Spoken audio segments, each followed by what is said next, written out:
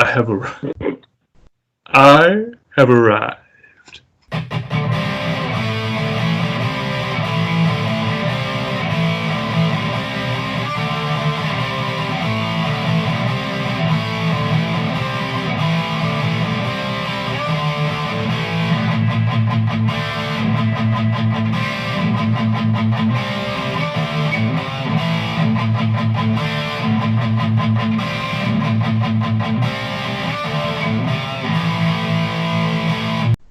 Hello, everyone. Welcome to another episode of Film Asylum. We are your hosts, Colin Peters here. John Rochetter. Oh, fuck, it's me, Jeff Manfred. You're the next one. I know, man. Like, I just zoned out. Like, they're like, oh, yeah, cool. Yeah, this is How long have we been doing this? 10 months? Oh, fuck. Almost a year. Actually, over Almost a year. Because we did, what is it, Exorcist and Birdcage on Easter. So, Mm-hmm. yeah, that's right. It's over a year. Damn, I'm still sucking at this. We got a lot of kinks to figure out. We just got mics. Everybody, we just got mics. Oh, fuck, right. Dude, I'm excited to play with those. Like, we've been playing, like, recording little bits with of ourselves and sending them to each other, but wait till we get together. Yeah. The power of Blue Yeti. Shameless plug. I know, right? Fucking horrible. But anyway, we're actually taking a break from talking about a movie discussion tonight, and we're going to be talking about a specific genre and a decades spanning certain genres and the ups and downs. And we're actually going to be talking about the horror genre. And it was Jeff's idea to pitch this idea. We all really liked it, and we suggested that Jeff take control of the show tonight. So, Jeff Manfred, take it away, everybody. All right. Well, tonight being a special episode, we all love the genre itself, but yet we seem to have issues with the genre now compared to its heyday when the late 70s, early 80s, where it seemed everything was thriving and you're getting a variety of monsters and slashers, but now it seems to be dying almost, where the fact that you have so much supernatural aspects compared to where nothing seems real. Like, oh yeah, you go into a room, you hear a bump, and you're hoping to God that it's not a demon. I'm hoping to see that demon now. Because, like, God, oh, look, the guy tripped over that chair. Did he, though? But horror really has always been with us. Like, it is probably the closest thing to real life in movies, because action itself is overdrawn, where drama is obviously built up. Horror is everyday things, like shitty people doing shitty things. One of the first times that horror was filmed was a silent film in 1896. It was a Parish short film called House of the Devil. I'm not trying to say it in French because I'm going to butcher the fuck out of that. But honestly, like, as you see behind me, horror has always been part of me, what I love. And seriously, I cannot stop watching it. My wife hates me so much sometimes because that is what I watch. Like, I'm having a good day, horror. Having a shitty day, horror. Even if I'm fucking depressed, horror. It's always going to be there. It's like I watch so much, I'm starting to feel like a fucking junkie looking for the next fix because I'm like, oh man, is this going to be good? Is he getting more of those horror movies, guys? I need something. But I'm always going back to the original, not even the original, like the old school, like the 70s and 80s, because everything was so over the fucking top. The blood, the nudity, everything. Just murder itself in those was probably the, I guess, elaborate would be the best way to explain it. And they tried to make it as real as possible. Where now it's all CGI'd and fucking chopped up. I can't even think of something nice to say about now. Like, oh yeah, it's overproduced bullshit is the best way to explain to now. Yeah, you're right. It is. I mean, the practicality of a horror movie was what really got people scared. You know, I remember Rob Zombie talking about in the first Frankenstein movie when he said, could you imagine the audience when they saw Boris Karloff just raise the hand from the table after the lightning?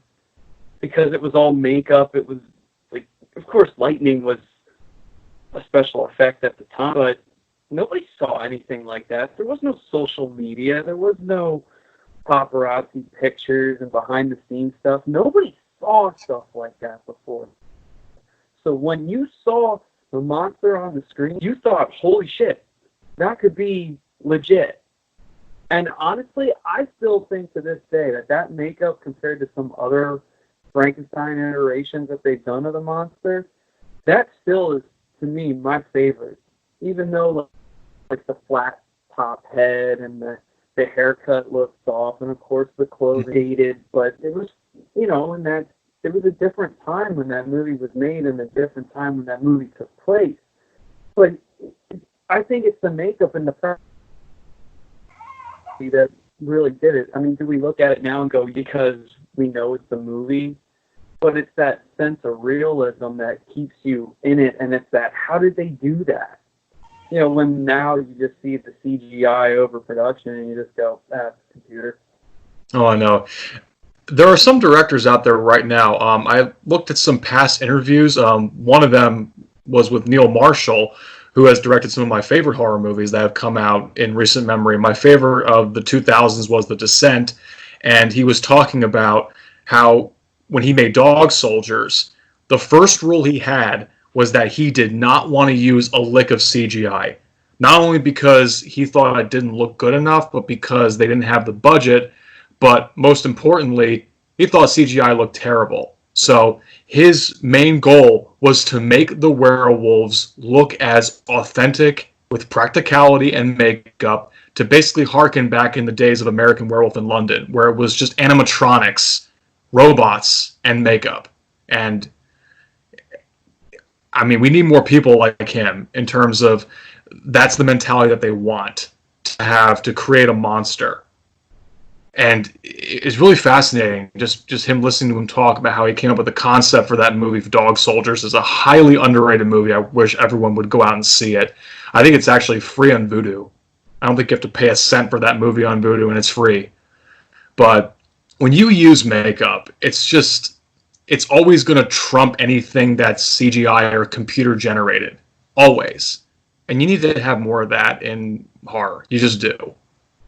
Some don't get the picture, but some are starting to get it and lean towards that direction. And it's a really good interview. Check it out. I guess it just comes back to, it almost seems like in the 70s and 80s, there were no rules. It almost seems like in that decade, they didn't have any rules. Now, when you look at like the other decades, like the 40s was all the classic monster movies, then the 50s was all about the giant insects and aliens. And then 60s, it became more about, okay, we've already seen that, and now we're focusing more on something more human. And that is when Psycho came into the scene, where now it's not only dealing with monsters that look grotesque, it's now dealing with monsters that look normal, where you have Norman Bates. And then it was interesting, like the 60s and 70s, where it was all the psycho hallucinogenic drugs that was playing into the effect of some of these movies. I think that's just something I miss. It just feels like we have to abide by these rules in horror movies, and back then they didn't have any rules. That's why some of them are so great. Some of them are not so great because a lot of them just thought, hey, let's make a $1 million exploitative movie because Halloween and Friday the 13th were so successful. So, when I was talking about this with family, one of the things that I heard was that in the 60s and 70s, movies were in such a transitional period at that time. You had filmmakers that were looking at it as an art, and when they were coming up with stories like Psycho, and Halloween was actually inspired by Psycho, but Psycho was a mix of 2 or 3 different true stories. It was like, what, Ed Gein and Ed Gein was one of them, yes. But so they were taking some true life stuff and putting it together. Well, Exorcist was another one that was inspired by true life events. I mean, can we confirm or deny that? No, we can't. But they were taking stories and then elaborating them to movie styles, and I personally kind of like that. I like it when there are true stories. We don't give what like the actual true story is in a movie because you really can't do it justice without it being Hollywoodized anyway. That's why I don't really care for biography movies. I'd rather watch a documentary. And when everybody pisses and moans about, like, the book is better than the movie, then you kind of take that book away because it'll always be in somebody's mind. And, like, you watch The Exorcist. The Exorcist is The Exorcist. There's another book that inspired the movie, but that has nothing to do with it. Although, don't quote me on this, but I could be wrong, but I think Psycho was originally a book as well. It was. A sequel. Okay. I think maybe there was a sequel. I know it was a book before Alfred Hitchcock decided to adapt the book, because he had a difficult time trying to get that movie off the ground because people weren't, I guess, prepared to see something like this on screen, even though Peeping Tom came out before, and that was kind of like one of those early horror movies that explored voyeurism and sort of dealt with a serial killer who used a camera to kill people and to capture their fear. And but Psycho was just a different beast altogether when I compare those two movies. Honestly, like, if you check out that movie Hitchcock with Anthony Hopkins, it actually has a whole backstory to Psycho the movie. Yeah. Honestly, I actually enjoy watching that sometimes more than Psycho itself, because I like seeing the behind the scenes leading up to the movie. I enjoyed seeing Michael Wincott play Ed Gein. That too. I'm like, where has this guy been? Oh, here he is. Oh, he did a good job, though. He did a good job playing Ed Gein. He actually kind of looked like him. I would say Anthony Hopkins gaining all that weight to play fucking Hitchcock was amazing. Oh, yeah. I'm trying to think.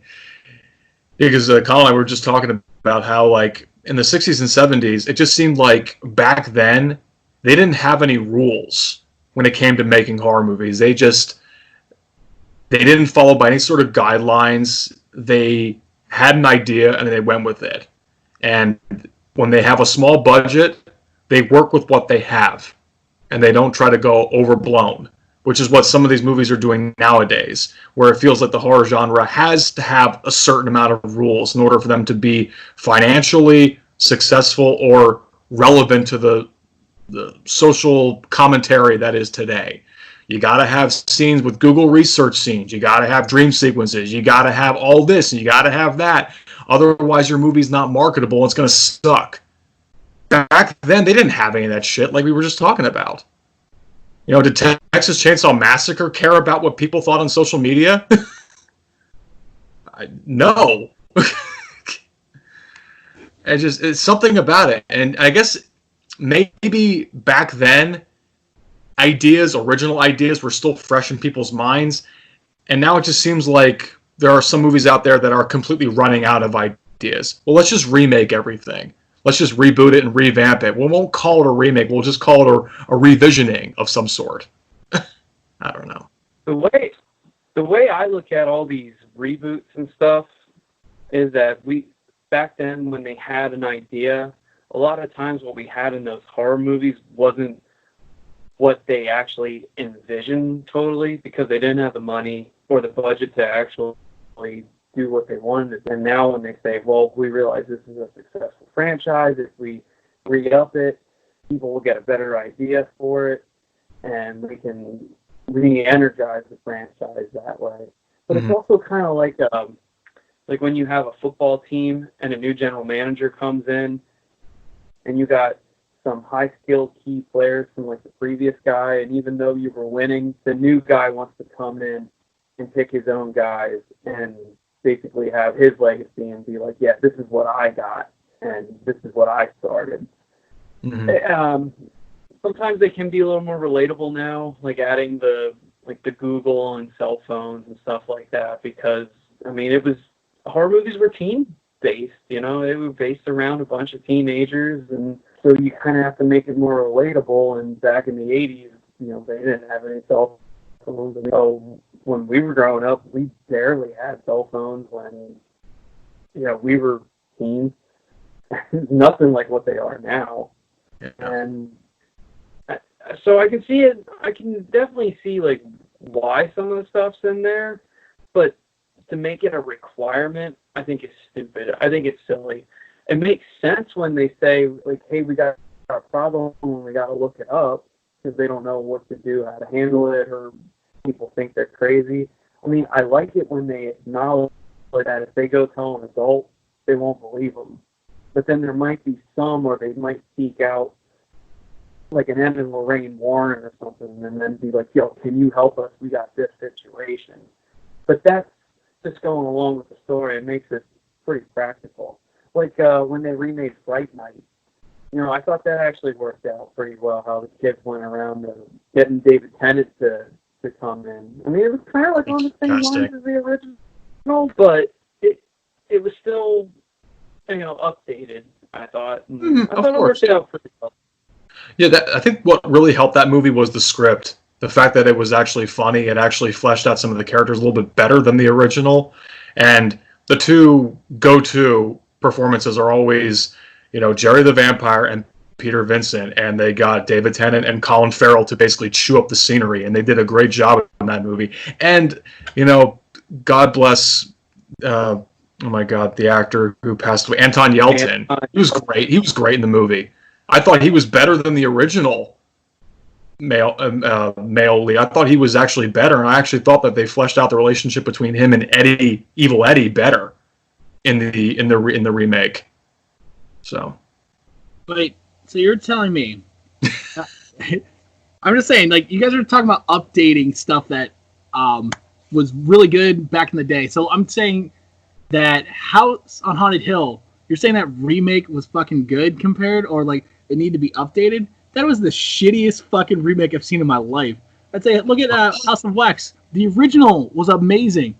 Listen, yes, it part is. of the remake of House of Wax is watching Paris Hilton get hit in the fucking face with a pole. Best part. That's why people wanted to see it, just to see her die on camera. That's it. Hold on.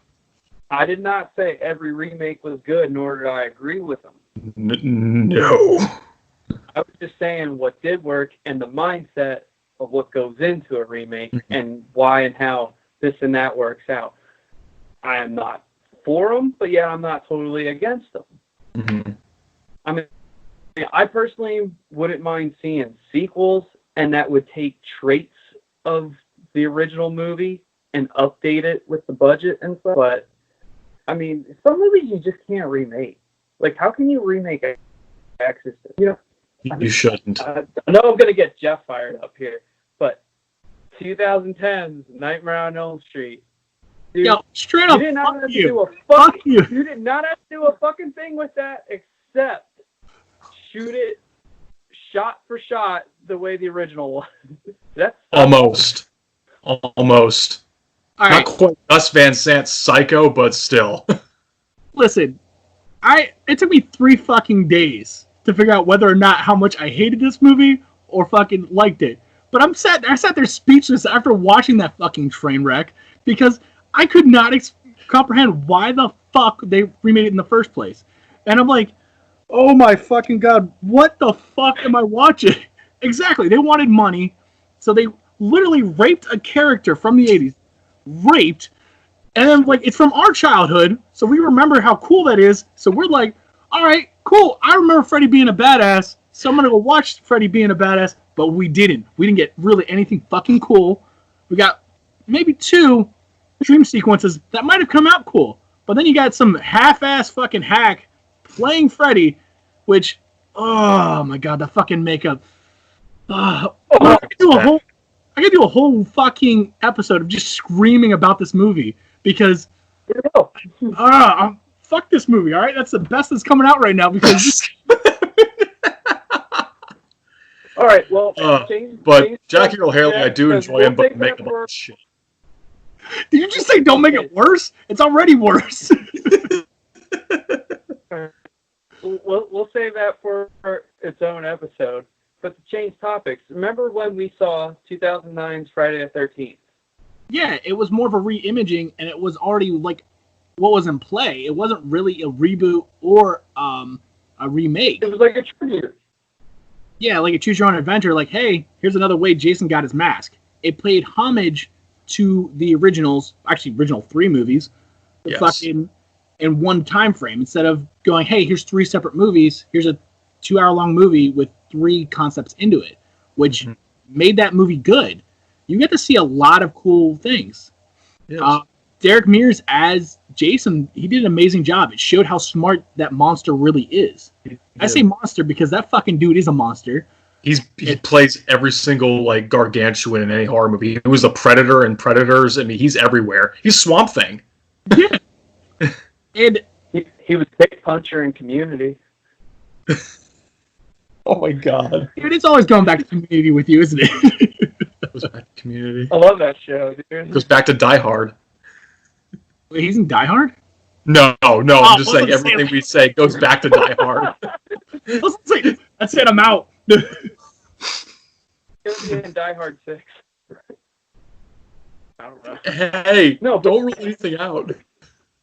But honestly, that's what I liked about it. It was more like a tribute. You know, it had like that one, kind of like a sleeping bag death, but you know, so they were acknowledging the past and putting it in there, and I thought that was cool. Was it a great movie? No, but I still enjoyed it. I mean, I don't think it deserves the hate that. Mm-hmm. Honestly, like, I think the best person who took on the whole remake genre was Wes Craven himself, making was it Scream 4? I'm thinking 5, but it's not happening. But it might happen. Yeah, where he was making fun of the whole remakes by remaking the original with the same characters and then adding the new characters on top of it, and then like watching that play through exactly how it should have. And that girl, I can't even say her name. I know it's Hayden. Is it Penatera? Whatever. Her rattling off. I think. Yeah, when they're like, name that remake, blah, blah, blah, and she starts rattling off all these remakes. I'm sitting there for the first time going, oh my god, there's that many remakes? Mm-hmm. And I was like... Forget her name, yeah. I was like, oh my god. I was in more shock at that moment. That was the most shocking thing about that movie, was the fact that she knew all these remakes, and the fact that these remakes actually exist. And I'm like, oh, fuck me, man. I was like, and then the whole thing playing out, and you got Nev Campbell, of all motherfucking people, going, don't fuck with the original? Mm-hmm. Yes, because I believe that was geared towards Nightmare on Elm Street. It's always going to come back to that fucking movie. Fuck that movie. I think they came out the same year, too, because Scream 4 came out in 2010 and Nightmare on Elm Street came out in 2010. No, Scream 4 came out in 2011. Oh, it did? Oh, because I thought the tagline was New Decade, New Rules, so it was like 2010, the start of a new decade. That's what I thought. That could be wrong. Same difference. You know, a year. Well, another thing is Wes Craven also was one of the guys who kind of remade his own movie. Exactly. When he did Wes Craven's New Nightmare, that goes back to that. Like he took like the scene from the like Tina's death, and he remade that in the hospital. Kind of changed it. Had a little more money to play around with. Added more visuals of Freddy, because they did originally want more visuals of Freddy in that scene, but I guess they found it would be scarier if he wasn't in there. Mm-hmm. I don't know. It worked. The original worked. So yeah. But in a lot of ways, Wes Craven's New Nightmare was a lot like a remake, and and that one worked. I mean, I remember them saying that it bombed when it first came out, but it's known as being like probably one of the best Nightmare sequels. I gotta say, because I absolutely love the Nightmare on Elm Street franchise, but 1, 3, Freddy vs. Jason, and Wes Craven's New Nightmare are easily the best ones. Oh yeah. I mean, 4 I think is fun, but 5, 6, and 2010, forget. If I had to sum up those sequels that you mentioned, I would describe them in one word: gross. They're gross.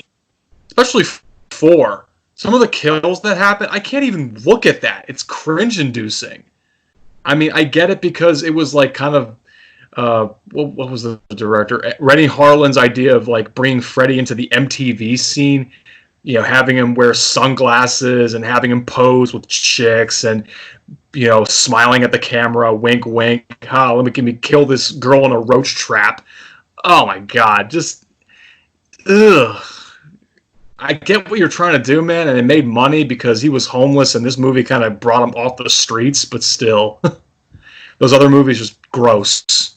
That's my word to describe them. Gross. At least they did what a sequel did when they were advancing the stories along. Like, and you had Friday the 13th. They didn't really advance most of the stories around there. I mean, they gave you new characters, but not much was revealed or new. And Elm Street still kind of gave you even like a little bit of new stuff after a while. Not much. I mean, even Paramount was kind of like embarrassed. Yeah, but they were cheap. That's why they cranked them out, and that's why they had so many other like crappy, like My Bloody Valentine and oh, jeez, I can't even remember them all. But I mean, they realized they were cheap and they made money. You know, people would just go to the theaters and just be entertained by them. That was the mentality. People started rooting for the killer as opposed to the main characters. That's what people wanted to see. But then it got tiring because then they stopped making as much money as they thought. Like, well, Halloween successful. I was just going to say, in Halloween, they totally screwed that up. When they brought Michael Myers back, they said, hey, we made a bunch of money, let's crank out another one. They weren't prepared to do Halloween 5, and then they had this train wreck of a story. And in fact, they asked the producer, they said, what's up with that guy with the cowboy boots that we never see his face in the fifth movie? And he was like, oh, well, to be honest, we didn't know who he was either. The fucking producer didn't even know who this character was. Yeah, and usually they're the ones who come on set and tell the director, no, we want this, we want that, because we're giving you the money to make this movie. And here, he didn't even know who the fucking guy was. It's like they were writing the script as they were going along. That's when it just got out of hand and the studios just said, business. When before, they didn't give a flying fuck. I mean, like, Wes Craven was turned down by every major studio. He made Nightmare on Elm Street for barely less than $2 million, and then it spawned the franchise and basically made New Line Cinema into a studio. Friday the 13th, everybody wiped their ass with that script, and then it's like, oh, hey, it makes money? Well, now we got damn near with 13 movies almost. It's like, so you can give them a pile of dog shit, but if it turns into money, well, then they're going to make more dog shit. Like the golden shit from that Roger had with all the yeah. But honestly, like, if you look at every single Friday the 13th film, it could essentially be the same fucking movie. Like, that's what I mean. It didn't progress, really. Yeah, like, you've got the same character in the same area killing the same teens. No matter what, it's going to be the same.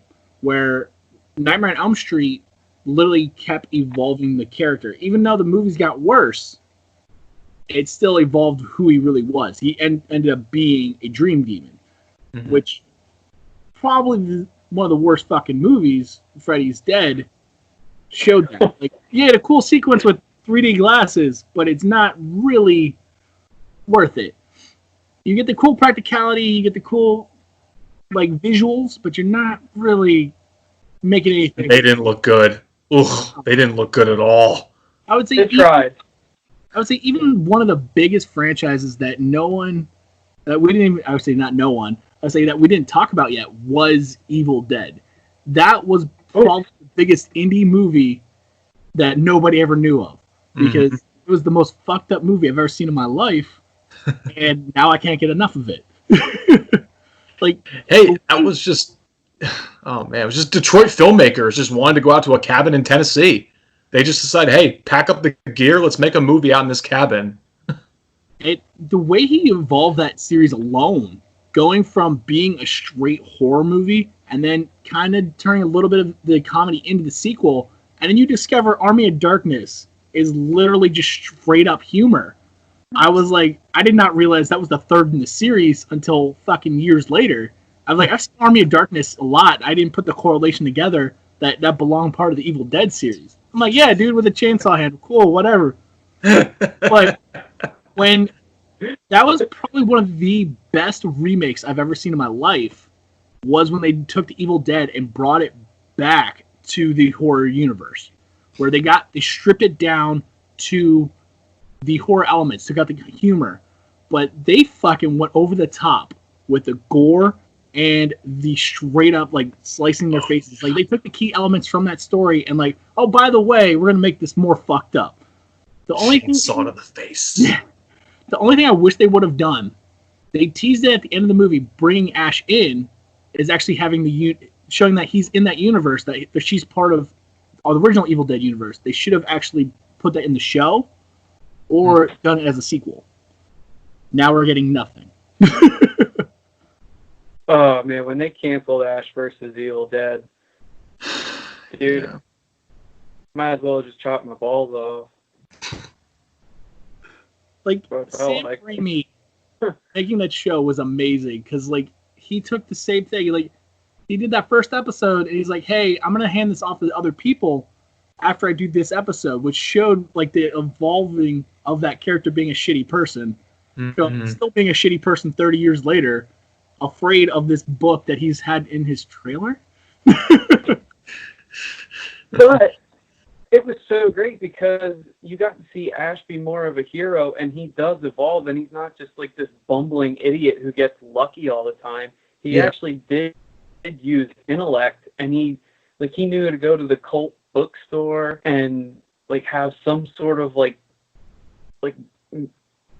black magic ties that could help him out. There was like really intuitive stuff in how he wasn't afraid to take them on, when before you're just kind of like, okay, how much more lucky can this guy get in beating these things? But he wasn't, I mean, he went head on in a lot of that stuff, and that was really cool to see. It was kind of like, I don't want to get too off topic, but it's like, I know people bash on Pirates of the Caribbean 4 because Keira Knightley and Orlando Bloom weren't in it, but I liked it because you got to see more of Jack Sparrow being more like the guy who did all this crazy stuff that some of these rumors were talked about, and I thought it was like pretty good at character development for that character. And I thought Ash vs. Evil Dead just amplified Ash even more, and it was more fun to watch because I remember just watching it going, wow, he's actually more of a hero than what I thought.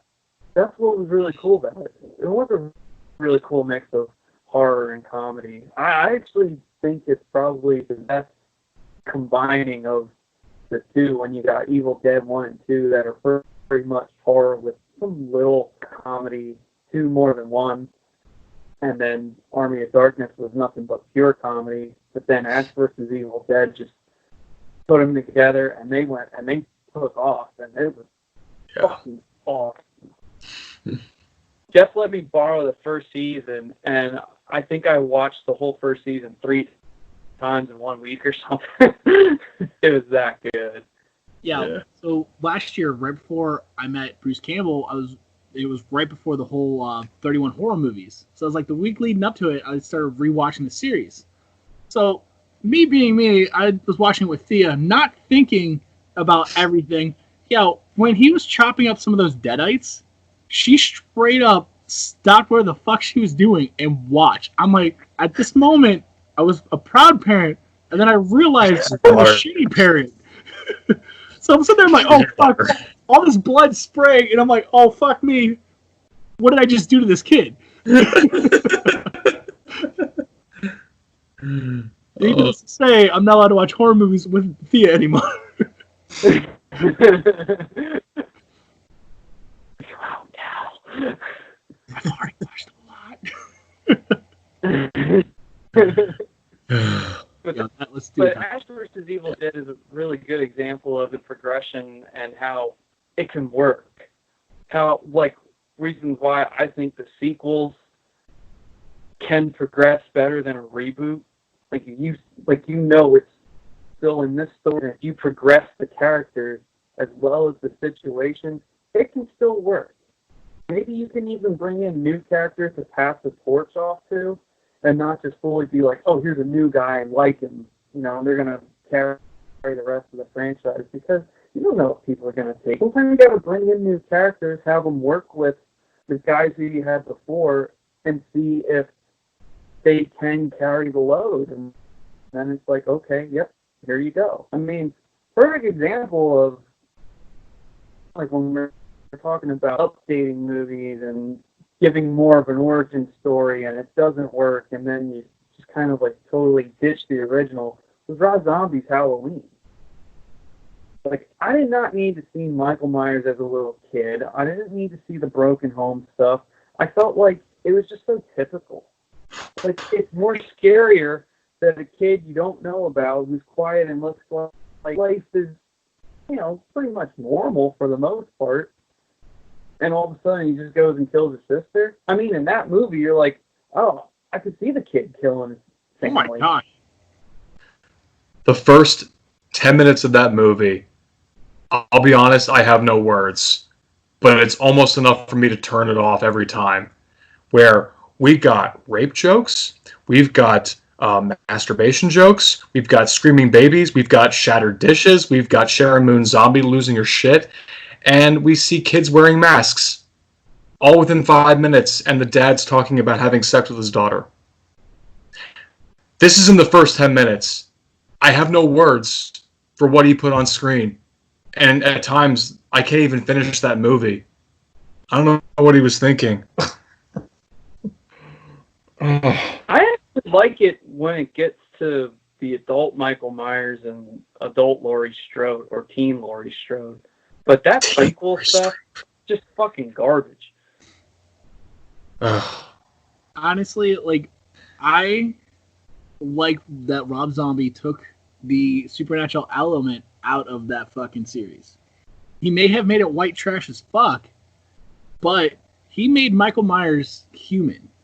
And a big fucking dude who could physically do all the shit that we've seen an average dude do.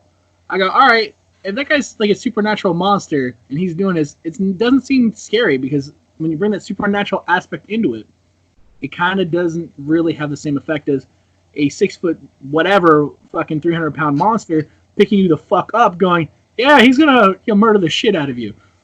I go, the one scene that always sticks out to me is when he's getting walked out with the 8 guards and he just snaps the chains and then kills all of them. That scene always sticks out to me because, like, you don't expect it. Because, like, oh yeah, those chains are, like, what, an inch thick? And he just snaps it? Hell, I could see him fucking doing that. He's a big fucking dude. Tyler Mane, man. He was Sabretooth in X-Men. I mean, the guy's been around for a while. I mean, I know John Carpenter wasn't too crazy about having a big Michael Myers. And I understand and I respect what he's saying. I mean, I think it works both ways, really. But I think for Rob Zombie's Halloween, it did work better. And yeah, I like the direction that Zombie went with it when Myers was grown up. I just hated the kid stuff. I hated the background stuff. I thought it was useless. And like you guys said, it was white trash. It was, I mean, you know, you expected the kid to kill his family.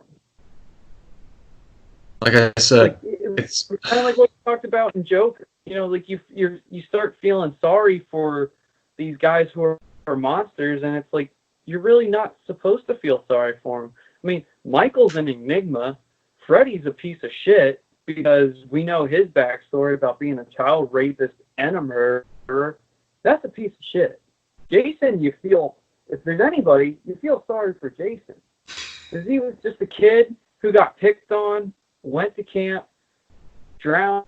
Like, we don't even really know the story about how he drowned. Was he pushed in water? I mean, we kind of got something from Freddy versus Jason, but is that really how it happened? Yeah. Or was he actually trying to swim? You know? I feel like that was a missed opportunity for those sequels. It just always shows him in the water. Like, oh, he's swimming, he's drowning, he's dead. To be fair, the original writer did say that he was supposed to be dead from the very beginning. There was nothing about him coming back as a killer. Because it was just supposed, like, in their minds, it was just a one-and-done movie. Mm-hmm. It wasn't until made where they said, okay, we got to come up with a sequel and find out where to go. Tell you the truth, I don't even know if the original ending was... No, the original ending wasn't with Jason coming out of the water. They just said it's kind of a downer. She's just kind of on the lake and puts her hand in the water, everything's fine. And they thought they could get one more scare, and that's what they did. And then they just kind of took it from there. That ending is probably one of the most crazy, not really crazy, like surprise endings. Because like they gave a horror movie a happy ending. You don't see that often where the horror movie is a happy ending. And then we get that last little like fuck you in there, like he jumps out screaming like a banshee, and like then it's like, wait, did it actually happen? It wasn't until you find out in the sequel that this actually was happening. And the fact that they killed the girl right off, spoilers, you got to watch it. It's been fucking, what, 40 years? Yeah. But, like, we're even going back to that, like, not progressing forward. They showed that kid drowning in every fucking movie, and you don't know why. Like, Freddy vs. Jason showed, like, yeah, the kid was bullied because he was ugly. True, but Yeah. do you not know how to swim because he's ugly, or is it just because the kids were holding him underwater because he's ugly? But it's once again bringing back the humanity of a monster. I've screamed about it during the Joker. I would scream about it during that because, like, he is a monster. He's not supposed to be a human. You don't want to feel bad for a fucking murderer with a hockey mask. I want to see this dude butcher fucking annoying college kids who drink too much. That's all I want to see. And every time again, maybe see some titties. That's it. I don't want to see anything else. Yeah, that's what got butts in the seats. I mean, that's kind of why I actually enjoyed the remake of Friday the 13th, because I got what I paid for. I got everything that I expected. The fact that it was actually a well-shot movie, that actually had some good cinematography thrown in there, and the fact that it actually didn't just do a retread of the first movie, like you said, combined the first three movies all into one. That was kind of brilliant. And not to mention, Jason doesn't walk. He actually runs after people, which was refreshing to see. That was scary as fuck, man. Like, I've never seen a big dude run that fast. Mm-hmm. When you first see him come at that kid after seeing his girlfriend on fire, and he's running, just like, ah! I'm like, oh shit, man. All right. And the title credits just comes Friday the 13th. Like, oh my god, that was the first 15 minutes. What else are we gonna see? Don't hold this to me. I think it's 13 minutes in before you see the title. Something like that. Yeah. 13 minutes in. All right, so as we're gonna wrap this up a little bit more, because like as we're gonna go and do this, we see that we're gonna move into the 90s a little bit, where horror really was dying. There really wasn't much into it. The slasher genres were starting to fade off, and we started getting a little bit of a resurgence with Wes Craven's Scream. I almost said Scary Movie. Forgive me. But it's like, it was a parody. Scream was a parody, but what actually brought back a new slasher for us. And it was nice to see, but that was probably like one of the last really good movies from the 90s that was a horror movie. Because like at that point, we started discovering that they just pretty much rehashed sequels over and over, and like I want to say genre, every franchise was going down the drain because there was nothing left for them to do. They didn't know what the fuck they were going to do with it. So like we had how many shitty Freddy movies, how many shitty Jason, how many shitty Leatherface, how many shitty Michael movies. Like hell, I would say even Child's Play starting out really good, really got shitty, and then it kind of, I can't even feel good about that. Yeah. There's nothing in the 90s I could really even compare to the 80s other than Scream. Scream right there probably would be the one that sticks out the most. And that even was a good star-studded one. Well, not then, but more now. And, hell, man. I can't even say something mean about that movie. Cause I'm like, even thinking, like, can I fucking, like, rant about this movie? No, man. Like, it was the perfect thing for a horror writer to make fun of the genre, which was already dying. And in the process, it revamped the whole genre for a little while. Like, even it was around that same time, didn't he do New Nightmare? Yes, he did. He directed it. Wes Craven. New Nightmare actually came out before 94. And it didn't do well because they said it was more of a smart type of movie. It wasn't really looked upon as a horror movie. But if you actually look at the marketing, you kind of had an idea it was a Freddy movie. I mean, the title and what the prequel showed you, it was different, but it wasn't like in your face a Freddy movie. So I think that was another thing people didn't get. And then it just was like, okay, that's why it's kind of gotten a resurgence more now. And for anybody who has seen Wes Craven's New Nightmare, it's a fucking amazing movie. That is so well done. I'm glad people do recognize it for what it is now because it is totally worth it. But yeah, that was kind of like one of the downfalls of Wes Craven there for a while. And then he actually turned down Scream. Scream technically was called Scary Movie before it was called Scream. So you weren't far off, Josh. And instantly I thought of that. Yeah. And Kevin Williamson was actually a John Carpenter Halloween fan, and that's what really inspired it more. And I think he took a true life story down in Florida about a killer. Danny Rawlings. Yeah, the Danny Rawlings. That was the killer that Scream was based off of. Because he, I think it was a campus in Florida where he actually broke into several homes, and there were reports of the victims fighting off their attacker, but they were unsuccessful, obviously. And I think the reason why Danny Rawlings did everything what he did, why he murdered those people, was because he wanted to achieve fame. That was his main mission, was to achieve fame.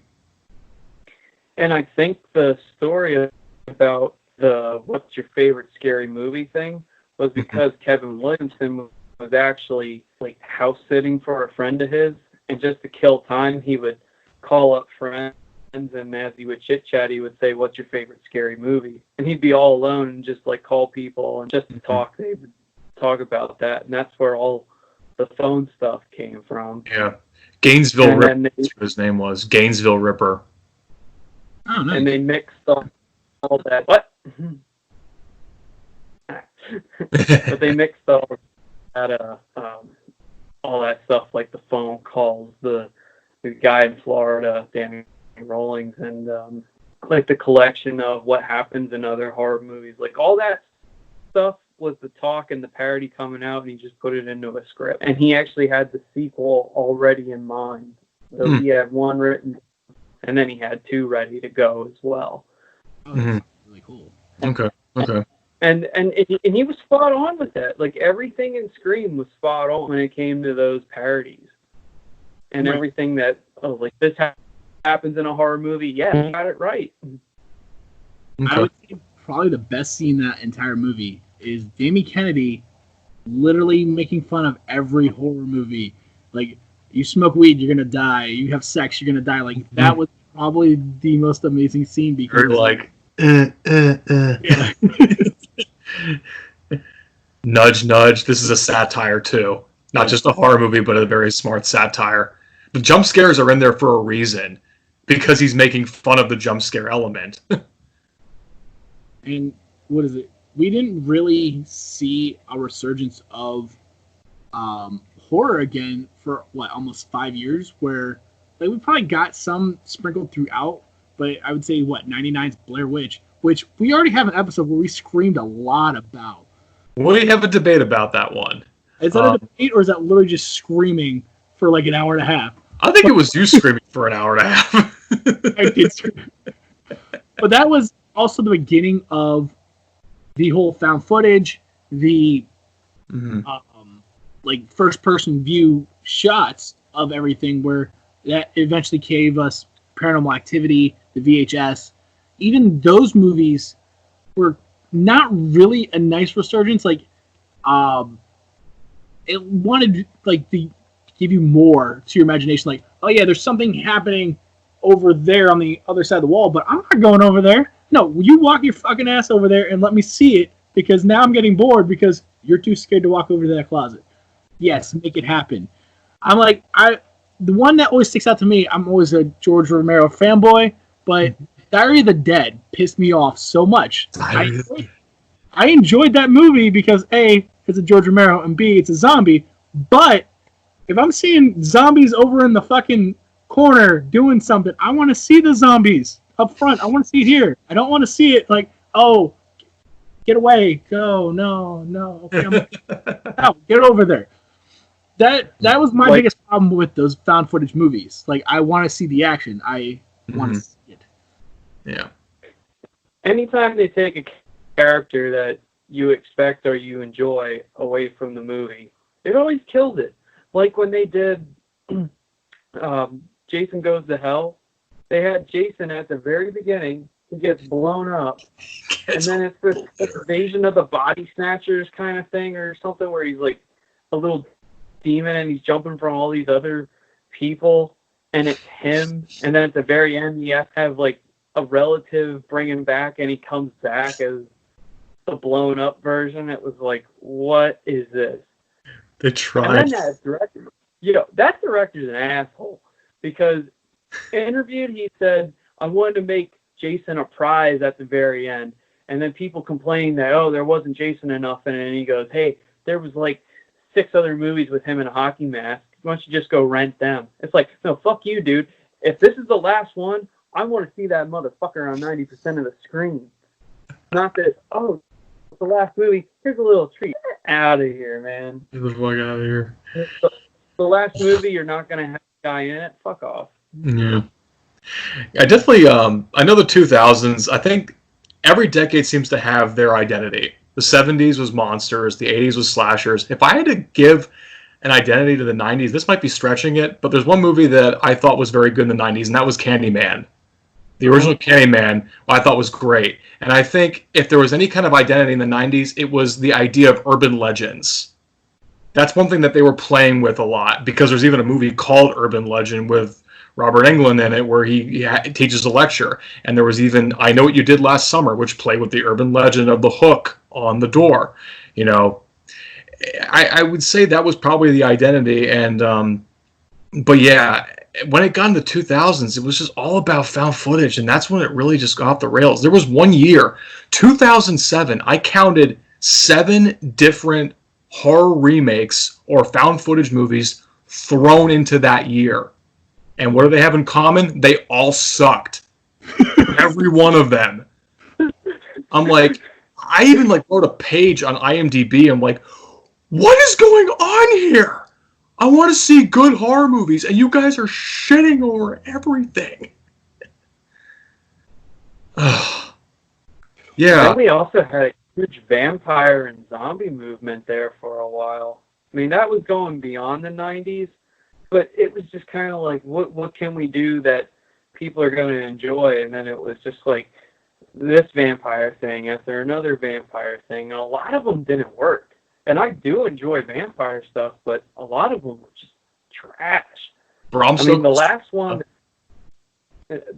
one that I really enjoyed was Shadow of the Vampire with John Malkovich and Willem Dafoe. And that was, I don't want to call it a mockumentary, but it was a movie based on the making of the original Nosferatu with Max Schreck as Count Orlok.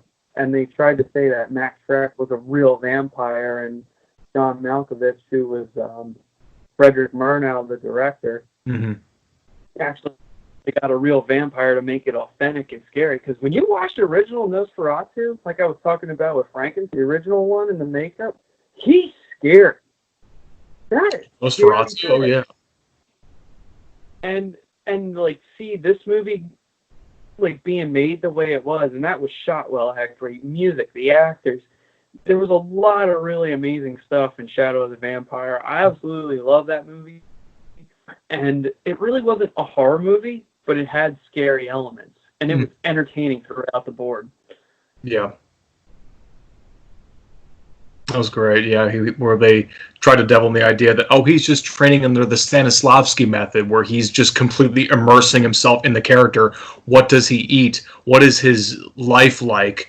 has he been married before? Like Willem Dafoe like really goes into all these great details, trying to capture the mindset of Max Schreck. If he, what happened to this guy after Nosferatu? Like does anyone really know? I feel like not many people know about what happened to Max Schreck after that movie. There is biography about him, like going on, but I think Nosferatu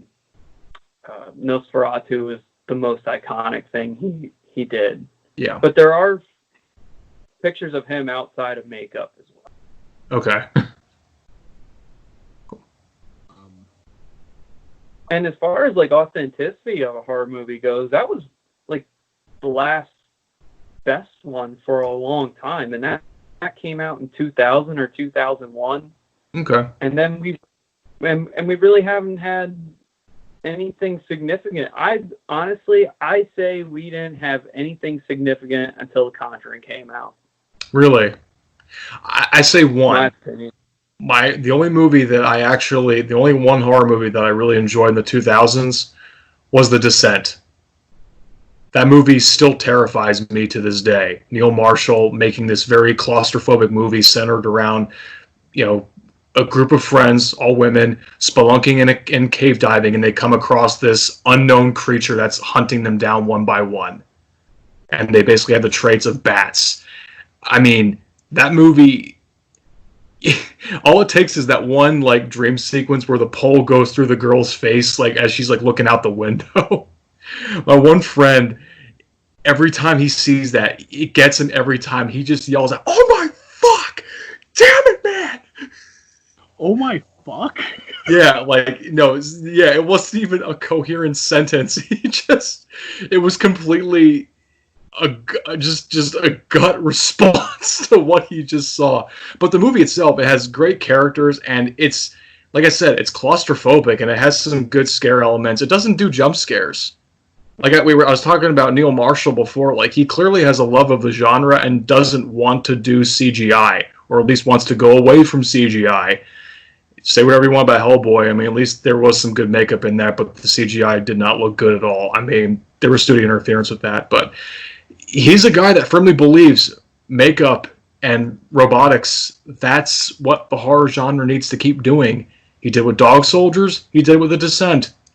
And that's probably the only good movie, in my opinion, the only good horror movie that came out in the 2000s. I mean, there was a Let Me In, which was a remake of Let the Right One In, the Swedish film, the Swedish vampire film. That was actually a tasteful remake that was done by Matt Reeves, who did Cloverfield. And I thought that was actually, if I had to say one good remake, that's the only one. But still, one or two films is not good enough. That's why indie horror kind of came in and just kind of saved some studios from obscurity. Indie horror. That's what it became known as. That's where we had to search to find the good ones, the ones that weren't being released in theaters across the country, the ones that were on the IFC channel at midnight. I mean, it's sad, but that's where we had to go to find the good stuff in the 2000s. I think during the 2000s, they were trying to bury horror because it was the dirty little secret that's always been here. It was good in the 70s, the 80s. The 90s is where it fell. And then they're like, well, let's see if we can bury it. We're going to keep making shitty movies and continue making shitty movies, and then it should be gone. And I think, like Colin said, when they decided to actually remake it, kind of boost it back up again, is bringing The Conjuring, basing upon a real story. It may not be the story, but they have the family element.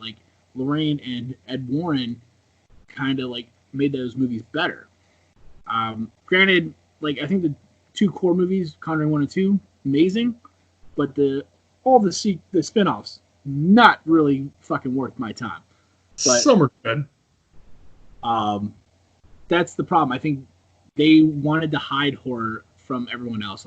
That's why we got the independent films of horror that came out, and which, granted, I think I said it before, out of 10 movies, 2 might be amazing, because literally it's whatever somebody wrote, and here you go. But beggars can't be choosers at that time, because there wasn't anything. I'm even like trying to sit here and think like don't get me wrong, I forgot about Candyman being the 90s. For some reason, my brain was going, it was the 80s, but it's not. No, it's 90s, yeah. And I was like, that's probably like one of the most iconic movies from the 90s. And it is. Funny thing is, as we're talking about it, they are re-imaging it for this year. The Jordan Peele produced re-imaging of it, yeah. I'm curious. The trailer had me a little curious. It's got to be better than 2 and 3 because those were train wrecks. I mean, who remembers those movies? I sadly do.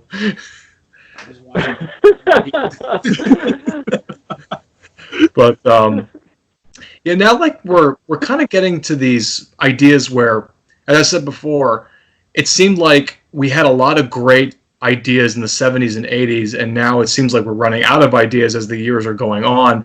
Now we got to try and come up with a new concept that might be scary to people. Some people thought of the 2015 horror movie It Follows was kind of like a good way to, yeah, Jeff's putting his finger in his mouth, as kind of a way, well, that was different because that was a different way to scare audiences and things like that. I respect the movie for what it is, but there are way too many elements that copy off of Halloween in terms of like cinematography and shot construction. It looks like it's straight out of John Carpenter's Halloween, which turned me off quite a bit. But the idea was something that hadn't been done before. So people are just scrounging, what can we do that's different? What can we do that hasn't been done already? Because we've already remade all these other movies. I mean, Texas Chainsaw was kind of like one of the first like main remakes to happen in 2004. And of course, it was a matter of time before Halloween, Friday the 13th, and Nightmare on Elm Street were going to be plagued with the same thing. I mean, yeah. I would say going back to It Follows, let's make a killer STD, literally. What are they going, like, practicing safe sex? It's like the same thing as, like, all the Amityville horror movies. Just don't go in the fucking house. Don't buy it. Leave the fuck alone. It's haunted. Like, for God's sake, get out! But... And it was still the... Oh, sorry. Go ahead, Jeff. Yeah, you're good. Just sighing, like...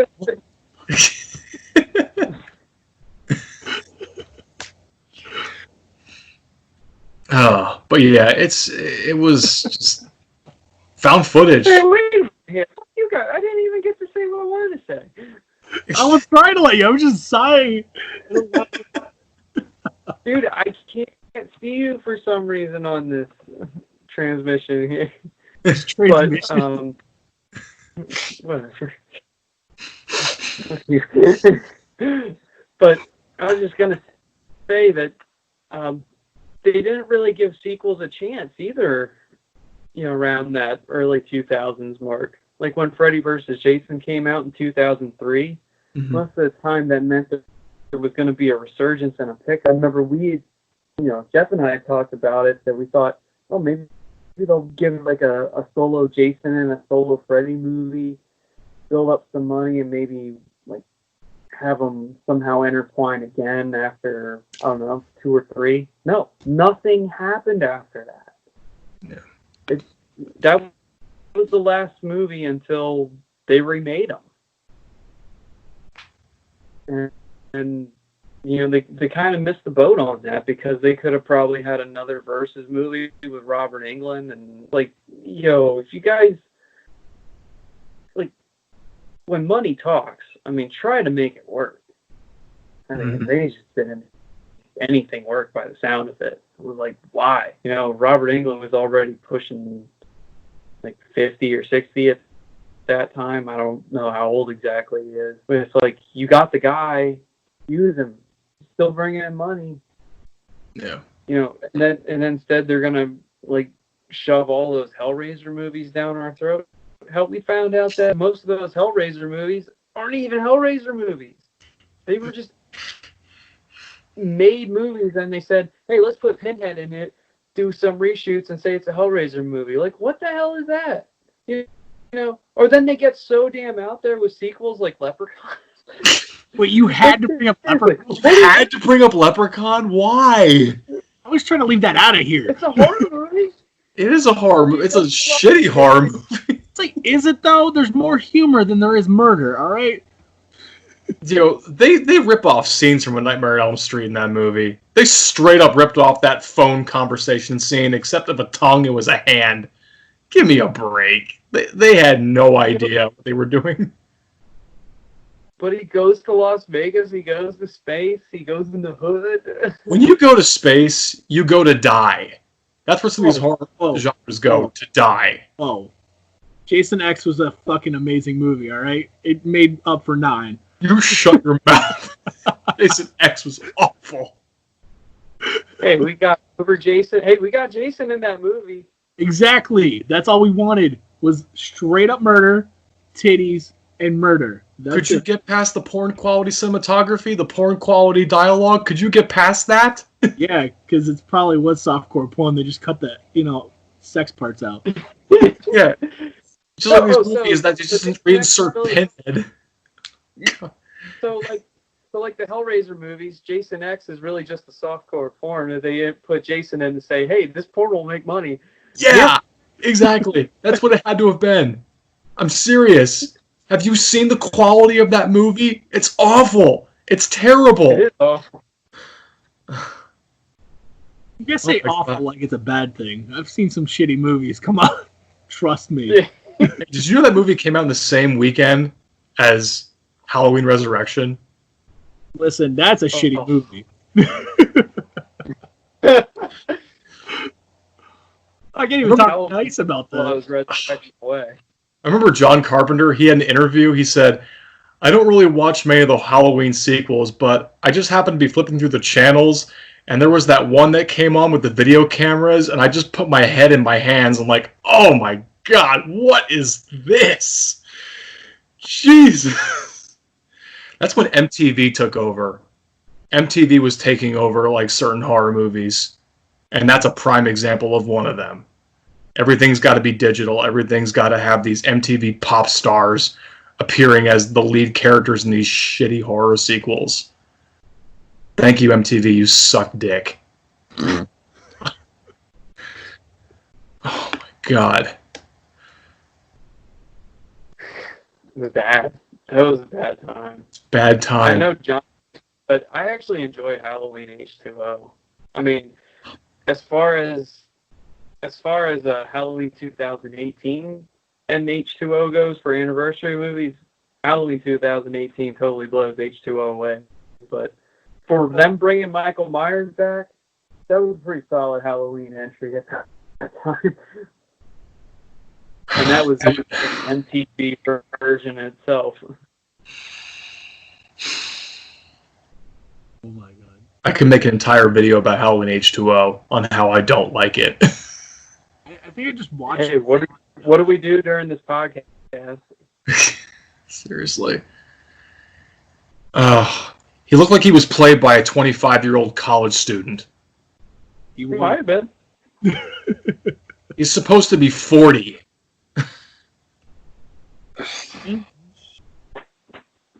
They used a CGI mask at one scene. They put in a CGI mask in one scene of Halloween H2O. He looks awful. Why is it so hard to get the look? I mean, say when we were going by Friday the 13th, at least they got the look of Jason right. Even with like part 8 with the spine showing and how he looks grotesque like a high-powered zombie.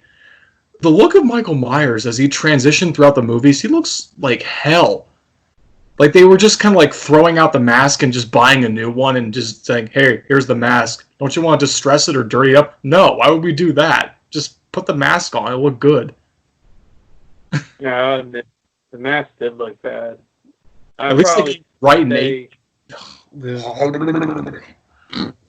think in part 6 they actually got it pretty good, but part 6 was bad. That was a bad movie. Paul Rudd, you should come back and play Tommy Doyle in a better Halloween movie. I think he should. Instead of a creeper with a baby. Yeah, that movie's bad. It's bad. And hey, you'd read with Judy Greer again, like an Ant-Man. Yeah. There are two different versions. There's the producer's cut and there's the real version of Halloween 6. And I gotta say, The other one isn't much better. I think it's actually worse. Actually, I think it's slightly better. I think there's some stuff that I think flows better with the movie, but there is some other stuff from the theatrical cut that I think if you take the producers and the theatrical one, you mesh certain scenes together, I think you can make a better movie. But at the end of the day, what they have for the endings doesn't matter. Yeah. I mean, at the end of the day, we love this genre to death. I mean, otherwise we wouldn't be, horror aficionados like we are. I mean, Jeff wouldn't have that awesome background that he does right now. He wouldn't have the tattoos that he displays proudly. Oh, yeah. I mean, seriously, it's about hope. Like, I cling on to hope. I mean, the Conjuring franchise, the Conjuring movies are giving me hope. Certain horror directors are giving me hope. Jeff Wadlow fucks horror movies into the dirt. I mean, look at Fantasy Island and Truth or Dare, or even that shitty movie Countdown that came out. That's another thing I brought up was like, in order to make a horror movie nowadays, you have to have certain tropes. You have to have something with the Me Too movement involved. You have to have a Google research scene. You have to have social media crammed down our throats in order for your script to get sold. That's not the way to go. That's not what we want to see. You're just, okay, you'll get your budget back the opening weekend, but critics are going to tear it to pieces and fans are going to hate it. Like, only the lowest of the low fan base who are just looking for a horror movie to see that they won't be scared by, but it'll just pass the time. That's why I feel like some of these people out here are going to pay money to see these shitty horror movies to pass the time. It's sad. I think you're right. I think there is a fan base where they said that they like the genre, but they don't want to be scared because they don't like the feeling, but they like horror. There are people that are out there like that. So it's that, they're making things for fans at times. Then why is it all the time? Why the fuck would you even watch a horror movie if you don't want to be scared? Isn't that the essential concept of watching a fucking horror movie? You eventually want to be scared. Yeah. It blows your mind, doesn't it? It blows your mind. I'm actually angry. I never even thought about that. Like, why would you water down a horror movie so much? Mm-hmm. But it's true. The low-hanging fruit was like, oh, cool, I'm going to eat this. For us, we've watched so much.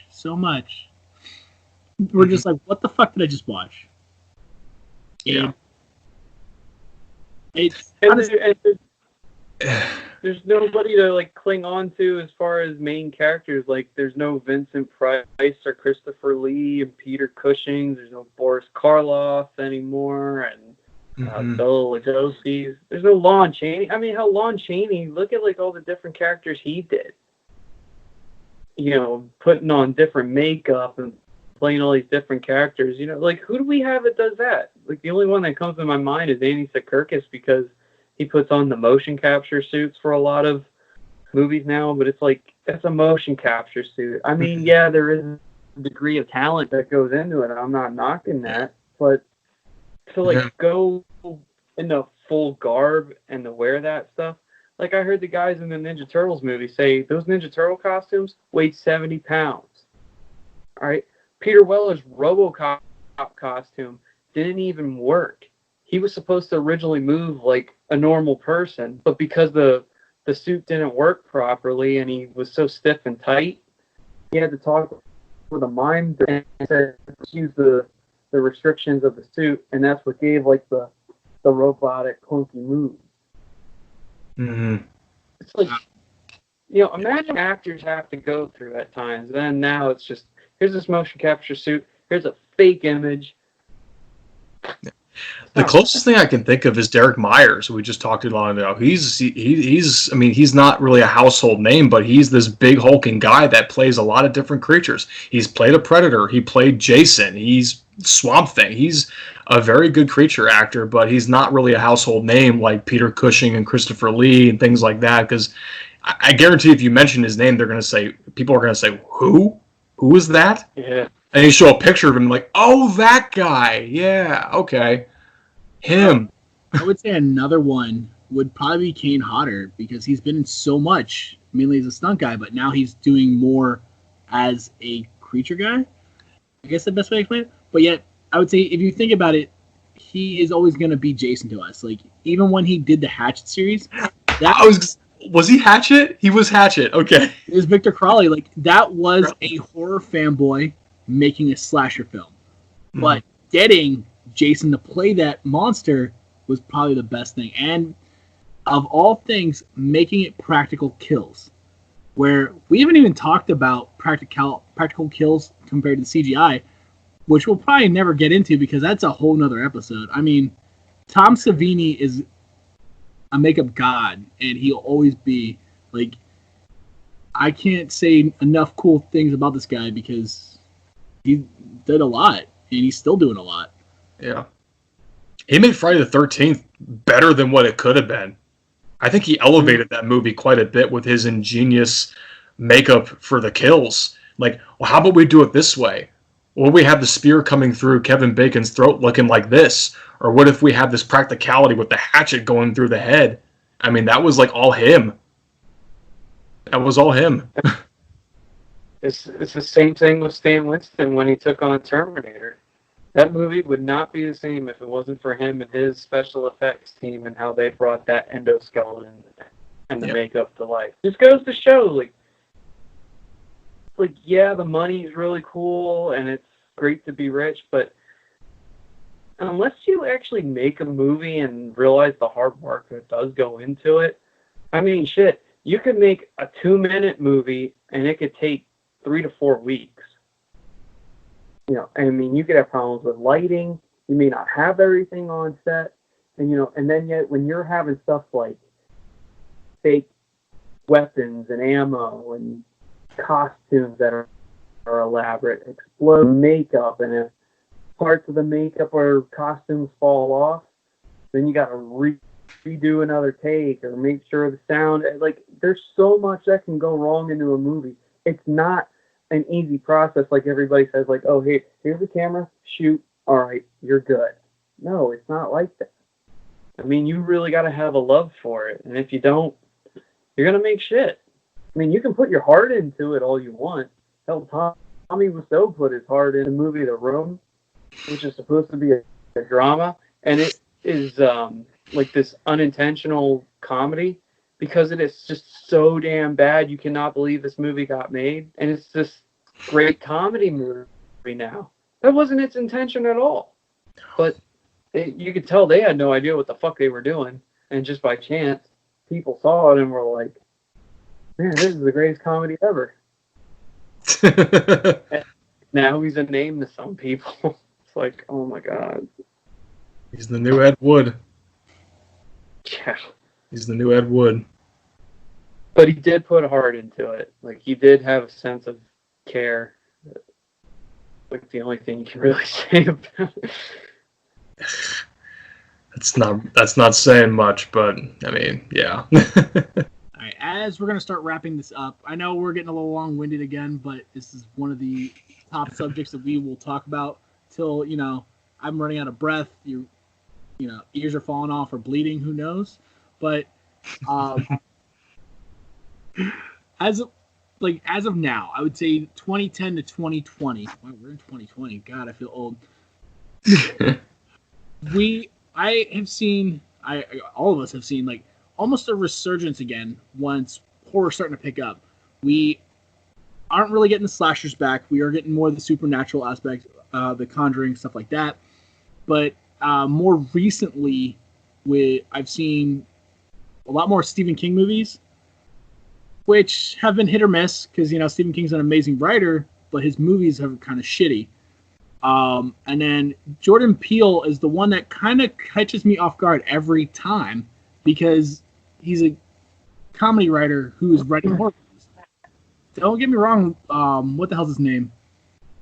The one that smokes pot and wrote for Halloween 2018 did an amazing job. Gordon Green. Yeah.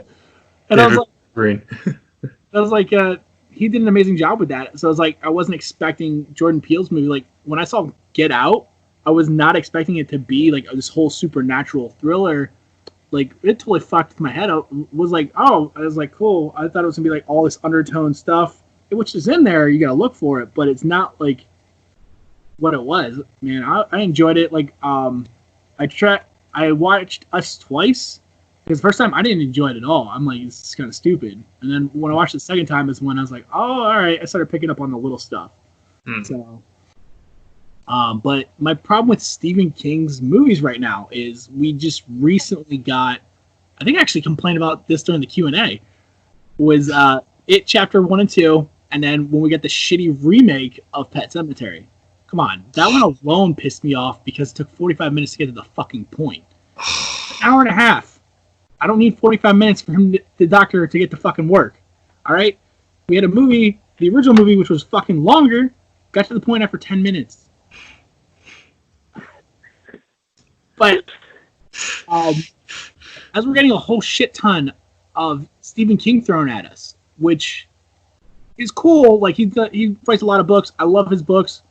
But again, I said before, his movies don't come across so well.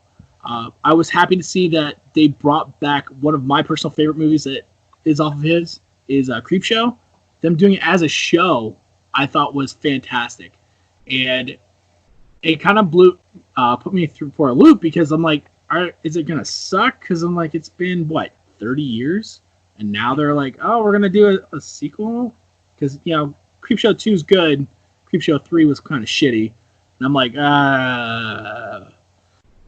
I was happy to see that. I would also say, like, when bringing back Stephen King, his son doing Nosferatu, come on. That was another good one. So it's like, it's nice seeing all that come back. And, yeah. I'm actually surprised. I'm wondering how many seasons of Nosferatu we're actually going to get, because it's one book. As far as I know, there hasn't been a sequel to that book, or if Joe Hill's actually working on one, I'm not sure, but I can only really see maybe 3 seasons. Maybe that was their entire intention. I have no idea, but I've never read the book, but it's bizarre. It's a bizarre show. I did read one book that Joe Hill wrote called, oh my god, I forget it, but the main character, his name is Judas Coin. He's like an aging metal rock star that like comes across this jacket that belonged to a serial killer, and it just kind of haunts him wherever he goes. It's a really cool book. I forget the name of the title, though. I remember reading that one. But, yeah, his son, Stephen King himself, there are some that have been really good. Like, I'm glad that Dr. Sleep kept the name Dr. Sleep. And it was a pretty good representation of the book. I remember reading that, thinking, how's this going to be? Because The Shining is one of his most successful novels he ever wrote, and I love Stanley Kubrick's version, even though it's a far cry from what the source material was. Love the movie to death because it still terrifies me, even though Stephen King hated it. I imagine, what else did he hate? Did he hate Children of the Corn? I think he did, but there's a lot of things out there. There's just so much of this stuff. But I'm glad that they kept the title Dr. Sleep and they didn't try to alter it. And Mike Flanagan does a great job of representing Stephen King's his source material, like Gerald's Game on Netflix. That's a great film. And then there's 1922 with Tom Jane. We need more of him in the cinematic world. We need more Tom Jane, and that might be his best performance he's ever given. So there's a lot of good out there, but yeah, Pet Sematary, just by watching the second trailer, was enough for me to be convinced, you fucked this book. You're completely altering everything. That is the most terrifying book that Stephen King admittedly said he couldn't even finish at times because it scared him so much. Not just about the pets coming back from the dead, but the subplot with the scoliosis. I mean, it's heart-wrenching. With Zelda, the condition that Zelda had. Never get out of bed again. But Jordan Peele, I mean, he's onto something. He's definitely doing his own sort of thing. He's producing a lot of things right now. I know Lovecraft Country, which is a book that I read recently. That's being turned into an HBO show, and that's right up his alley.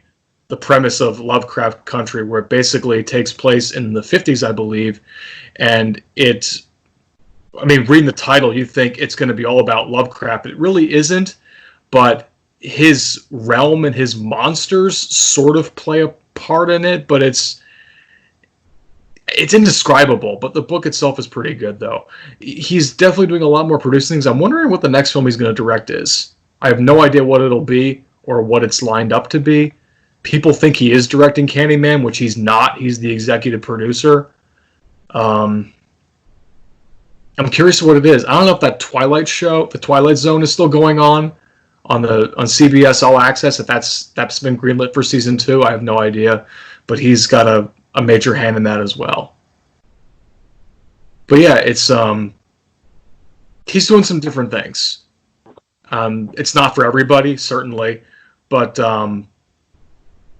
from a film technical perspective, it looks great. I actually kind of had a feeling when he was announced to do Get Out, Jordan Peele doing a horror movie, when this is the guy from Key and Peele with Keegan-Michael Key, a stand-up comedian doing this, I actually thought in the back of my head, this could be good. Maybe this is something he's wanted to do all along. Maybe he's always had this dark side to him, and he just wanted to have the chance to spread his wings like, hey, Blumhouse, I know you make low-budget movies. I have this idea.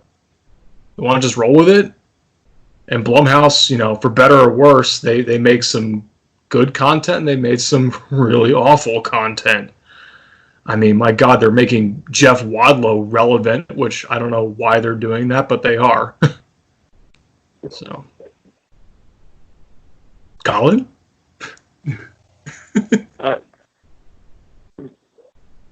That's the state of the movie. Wait, hold on.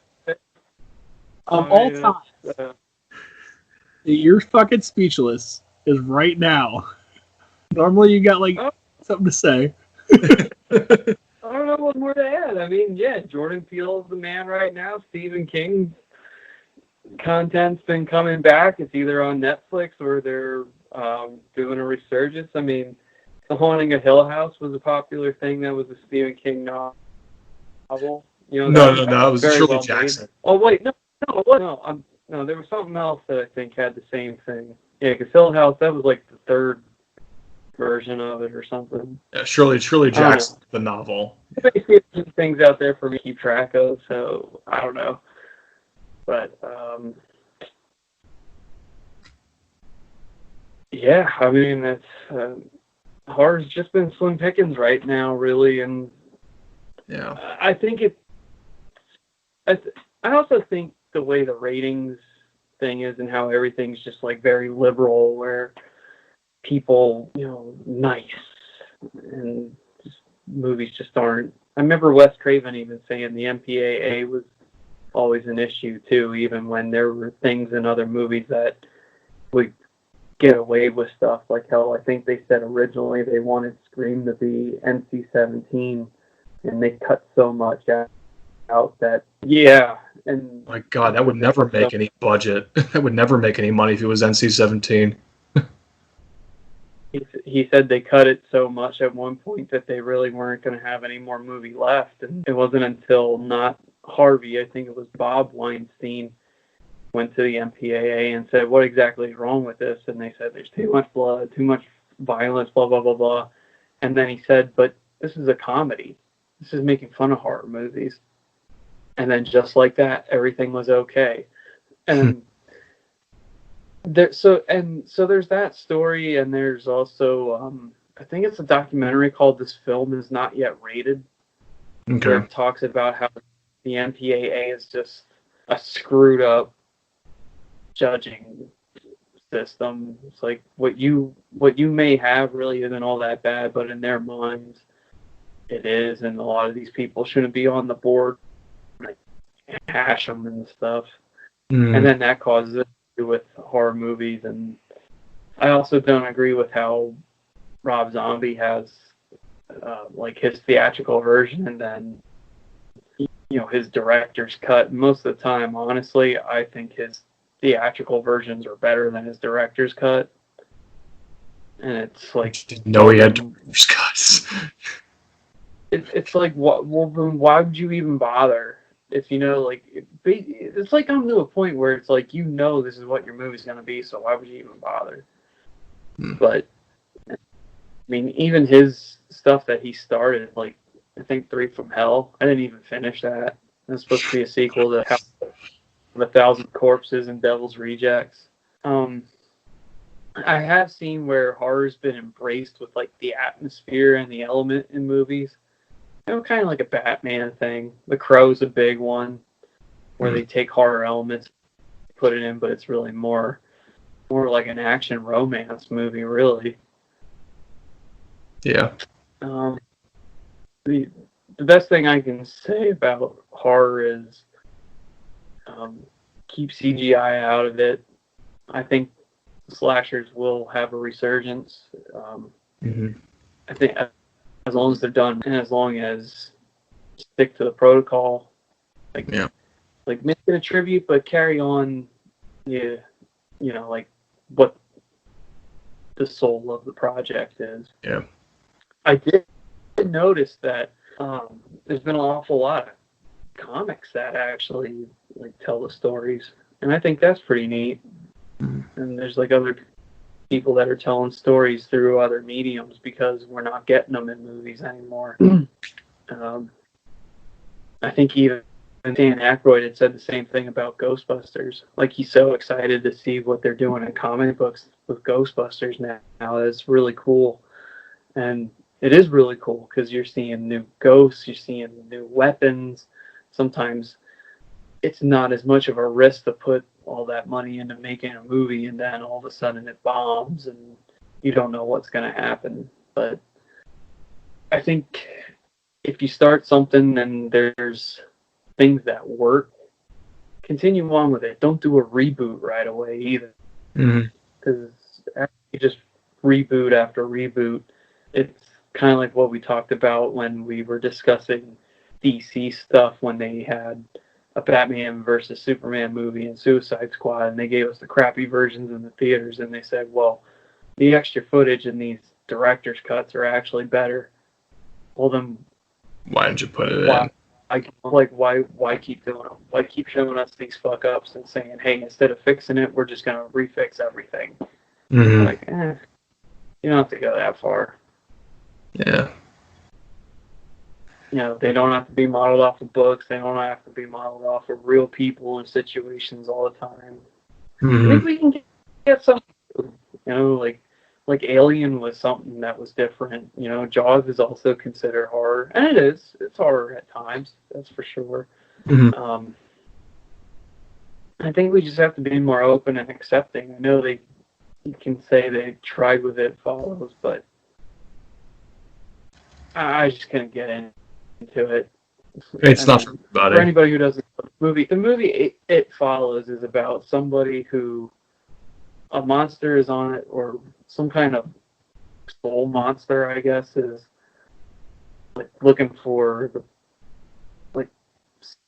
like whoever this monster hunts down. If they have sex with somebody, it hunts down that person they have sex with, and it just kind of goes on. And if it catches that person and kills them, it goes back to the person that they had sex with last. So right. I'm like, this movie isn't that special. I don't know what everybody saw in that. And I actually thought I could live without seeing this movie and it would be all right. I mean, like I said before, there are some things that I really think are praiseworthy about it, and then there's some things that I felt like were just retreads of movies that did it better. But I thought presented something different. And I feel like it was a refresher to see after so many god-awful, tired remakes and reboots, and, you know, I'm like, well, compare It Follows to those movies. That movie is a bona fide classic compared to the shit that's being released by Hollywood. So it was for me, when I saw It Follows, it was a breath of fresh air to see something different. But I recognize that it does have flaws, and that I can see people saying, yeah, it's overrated because it borrowed from this, it borrowed from that. But, you know. And And we do have more mediums now. I mean, before we didn't have the internet. We didn't have how the binging of TV shows has become a big deal. Like, I think they redid Child's Play, and now they're doing a TV of like the original Child's Play. I think is the new thing now. Mm-hmm. So they're finding ways to like incorporate, what they're doing in like other mediums and give us content in a different way. Like Ash vs. Evil Dead, was a TV show, or you can have a Netflix series where it's just like an hour and a half segment here, an hour and a half segment there. I think that's pretty cool if they at least do. But I mean, there's so many ways you can go with it. So many different ideas and people that come up with stuff now. It's just really a matter of it being done right. Is really what it comes down to. Mm-hmm. And we have to see what it is, and hopefully it turns out good, because horror is a combination of a lot of stuff. I mean, we think of things like music, like the music in The Nightmare on Elm Street. That was fantastic. Nobody talks about it. And honestly, I don't even think that movie's in the sequels at all. Or if it is, it's just like a little thing here and there. But that Charles Bernstein music was fucking awesome. Mm-hmm. Halloween, the music, Jaws, the music. Alien had good music. Exorcist. There's like all, and it's, of course, it's lighting and sound. You can't just say, here's the story, isn't it scary?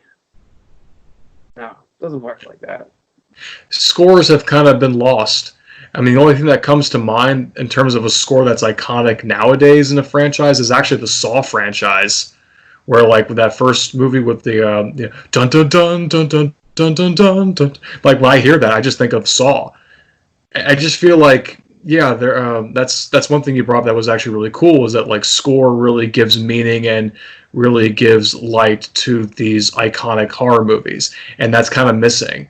We don't really have many memorable scores that stick out in our minds for these new horror movies that have come out, because they were so legendary back then and they kind of lost their meaning.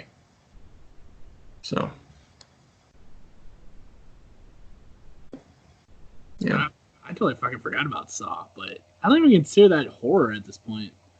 Well, the first one is psychological horror. The rest, the other sequels were just torture porn. I guess that's like the way to go about it, torture porn.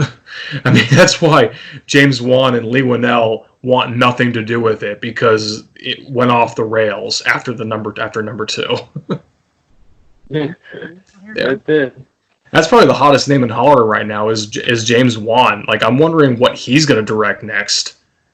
The guy who gave us Conjuring 1 and 2, Insidious 1 and 2, and there's got to be other ones that he's... Well, I mean, if you want to count like some of the other ones, like Dead Silence, that was one of his earlier attempts. Not a good movie, but he's trying. Saw, he definitely had something going in that direction, but he's got a lot better. Let's just say that. But he is supposed to be directing something soon. He's not making Conjuring 3. That's somebody else. Michael Chavez, I believe his name is, the guy who did The Curse of La Llorona. I think he's directing Conjuring 3. Curse of La Llorona, not great, but like I said, could be like a James Wan experience where maybe he just needed something to get his feet wet, and this is something that he's wanted to do, was something in terms of the source material that's going to be in the ties for Conjuring 3. So so the studio just gave him a project, or James Wan saw something in him saying, okay, let's give you this to start off with, and then your real talent is going to blossom in this movie. Because not every director has a hit. Every director has a bad movie. Like, I can't name one director that had, and I'm sure they're out there, but there are directors out there that would say, well, I've never made a bad movie. Or one that you maybe weren't thrilled about, but everyone's got that one movie that's like, I could have made it better. That wasn't great to me, but yeah. I guess on that note, yeah, since we already did our favorite horror movies in the Halloween episode, I figured let's do horror recommendations. And I figured we'll start with John because he's itching to show this off right now. So here you go, buddy. Okay, so I'm gonna have. So yeah, we're each gonna do three. I'm gonna do one from the old days, one from the newer days, and then one that's kind of like a hidden gem. So I'm gonna start off with the 1980s. If you've all heard me talk about it, this is a Fog T-shirt. Yes, can you believe that? I had Cavity. Oh my god, I think it's Cavity Colors that actually did this for the 40th anniversary of the Fog. Like I said, yes, I'm probably going to have to watch the shitty 2005 remake just so I can rip it to shreds, because it's something we've talked about before in the previous episode with the Halloween special. And yeah, I don't want to see it. It's already been over 15 years since I even touched that movie. But if you want to check out like a classic ghost story horror movie, it's John Carpenter's The Fog that I think is actually at the top of my list. Some people say Conjuring is their favorite ghost story movie. For me, it's The Fog, because I understand that even John Carpenter has said that there were flaws, that things that he didn't like about the original movie, or things that he didn't think translated well, or he thought that the nighttime scenes were the best and the daytime scenes were boring. I disagree. And with the critics and with himself, because I actually think you learn a lot about this backstory in the daytime scenes, and it's just a rich story steeped in blood and revenge. And the way the pirates present themselves in the fog, that's not CGI, it's just, there's something about it, because it goes back to that old way of telling horror movies, with the sea captain at the campfire telling about the evil that's out there, the evil that we can't see, but we know it's out there. And it sets the stage perfectly for what transpires in this movie. It's just a great horror ghost story. It's scary to this day. I think the terror scenes are well executed. I think it uses minimal gore, but it doesn't need to have gore. It just terrifies you with its visuals. Number two is a horror movie that came out 6 years ago, and people probably know this one. It's The Babadook. It's a movie that was made by an Australian horror director named Jennifer Kent. She's still making horror movies. Actually, maybe not horror movies, but she's made a couple films. This being one that basically takes, hey, you know all those cheap jump scares that have plagued horror movies in the 2000s? Well, she just took that book, ripped all the pages out, and threw it out the fucking door and lit it on fire, saying, I'm not having any of that shit in this movie. And I'm going to make a movie that's truly going to unsettle you, terrify you, and make you not want to go to bed. And that's The Babadook. And she did it with a storybook. A make-believe storybook, and a kid that's terrified out of his mind because he thinks this monster's coming at him. And the mother, it's driving her nuts. And before you know it, she starts to embody this monster. It's almost like you think she's the monster. But that's a movie that I'm sure people have seen, maybe they haven't seen, but check out The Babadook. It came out in 2014, and it's a good recommendation. The other one, this is a independent sort of film that came out in 2005, written and directed by Ty West, called House of the Devil. This is a director that hasn't really been around as much, but I love his independent horror movies. They're slow burns, but they're really well-made horror movies, and even though they're independent films, they are done right. House of the Devil came out in 2005. It's a slow burn, but it's a terrifying experience that has a very chilling ending. And I wish Ty West would actually go back to making horror movies. I know he had a cameo in You're Next where he got killed off in like the dinner scene pretty quickly, but he's a guy that's been around the genre for many years and even directed a segment from VHS. So I think he needs to come back and make more horror movies. But yeah, The Fog, the 1980 version, The Babadook, and House of the Dead. You mean House of the Devil? House of the Devil, sorry. House of the Devil. Not House of the Devil. No, fuck that movie. House of the Devil. Colin, I'll let you go next. Okay. I mean, I could rattle off a list of recommendations. Like I said earlier, like what we all said earlier. But if I'm going to pick 3 that are different that don't really get talked about, definitely Shadow of the Vampire. I think that's an absolute fantastic movie. It's made well, it's shot well, story's unique and different. I really enjoy it overall. Another one that we didn't mention that came out early 2000s, I think, is American Psycho. That's actually one of my favorite go-to movies. I feel like it's not so much scary as the concept is. It was based off of a book by author Bret Easton Ellis, and it's like one of Christian Bale's first movies as an adult. He actually did child stuff, and I absolutely love him in that movie. I think it was a great capture of like spoiled yuppies in the 80s in New York, and how he could just feel like he could get away with anything and live this, sex, drugs, rock and roll kind of lifestyle for a stockbroker or whatever he was on Wall Street. Yeah. But it's like got scary elements. It's hilarious. Sometimes I question if I'm okay to laugh at this, but it's really good, and it's one of those movies where I feel like I don't know if anybody can be around me, but I mean, I feel like it's a go-to. Just pop it in. They're like, hey, American Psycho. I'm entertained by this concept, and it's psychological. It makes you think, especially at the very end. Another one, I think we did mention it earlier. We're going to go back to Vincent Price's House of Wax. I think that was an absolute fantastic movie. I don't want to give too much away. It has nothing similar to the crappy 2005 one. But, I mean, just about anything with Vincent Price in was like, oh my God, what in horror can't this guy do? And there you get some makeup effects with him. You get some like really sinister plotting going on. And then just the way like how he's the villain, and he's a villain, and the way he just charms everybody into like this, oh, I'm not doing anything. And it's, I mean, it may not settle well for people because it's decades ago, but I mean, hey, if you're listening to us, give it a chance. I mean, those are 3 that I can think of. I know one that I feel is overrated is Rosemary's Baby. Oh my God. Good one. Yeah. I don't see the big deal with that. So honestly, I think everybody can just skip that.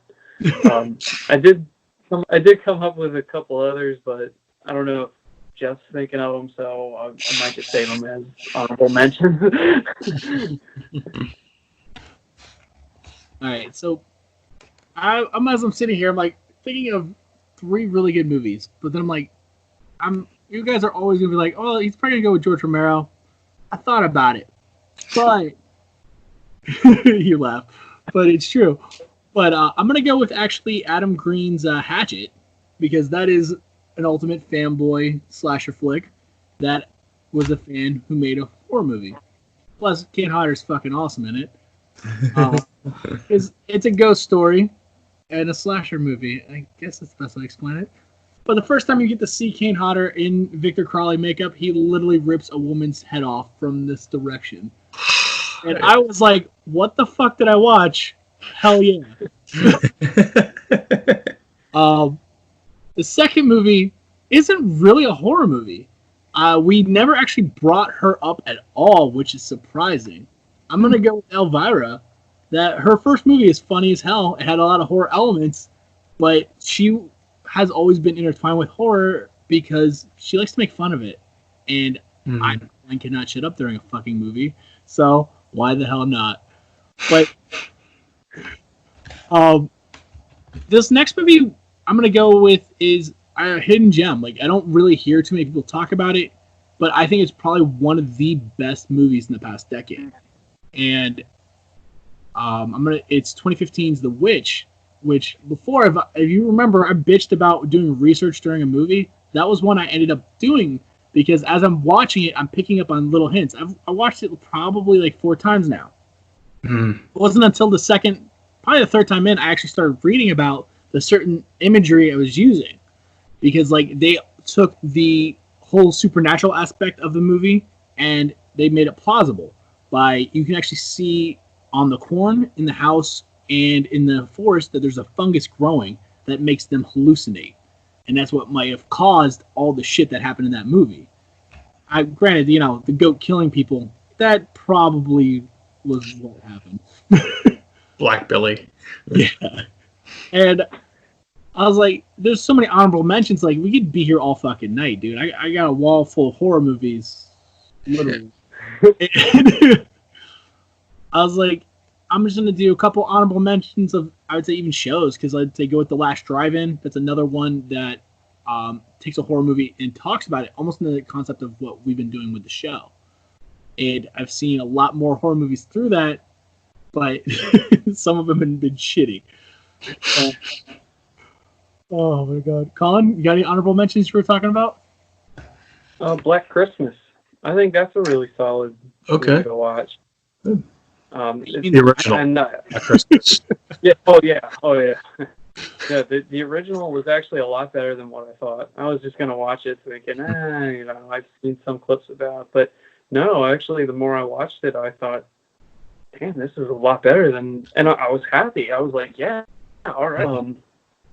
Another one that it's not great, but at least like the first 30 minutes are great is When a Stranger Calls. Okay. Original? Which is kind of funny because that true story inspired Black Christmas. Okay. So, okay.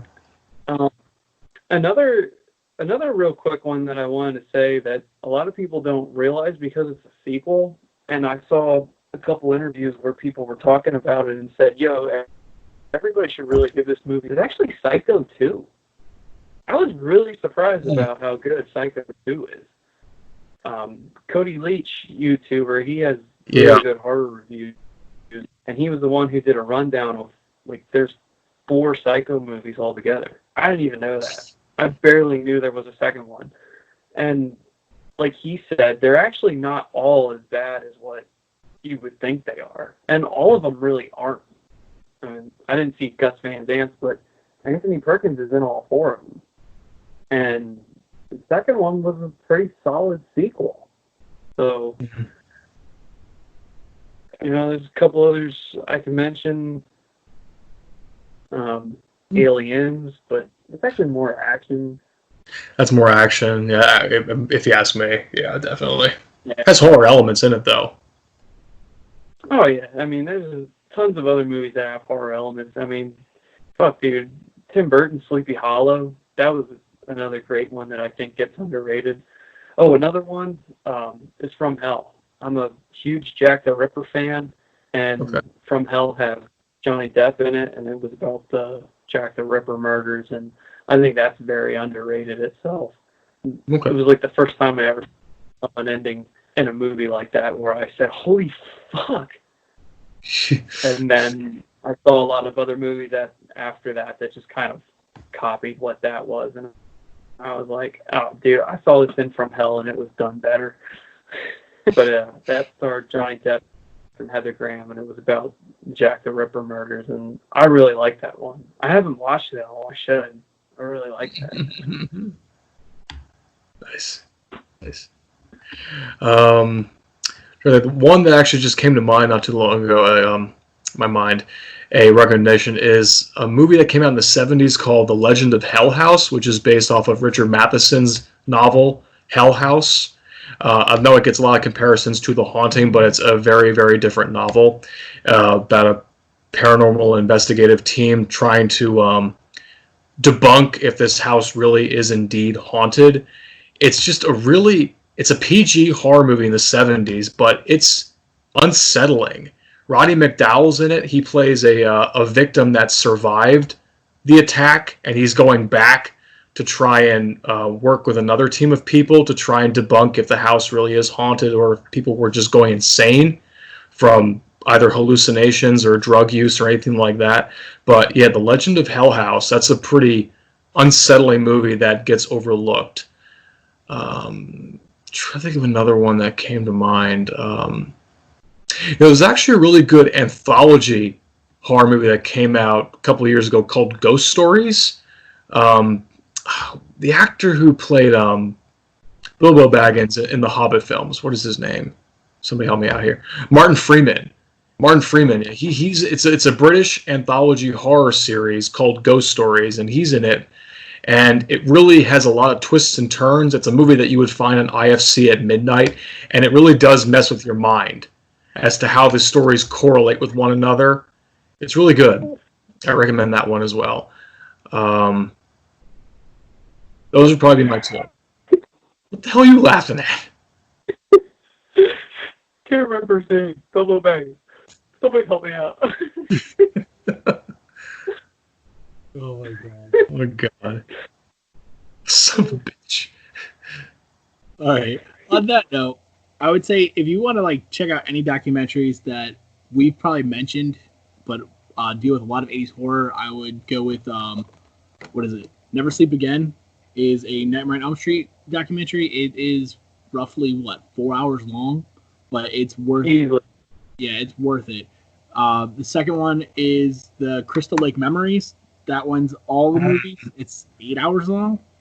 It worth it too. You could split it up over a nice weekend, Memorial Weekend coming up.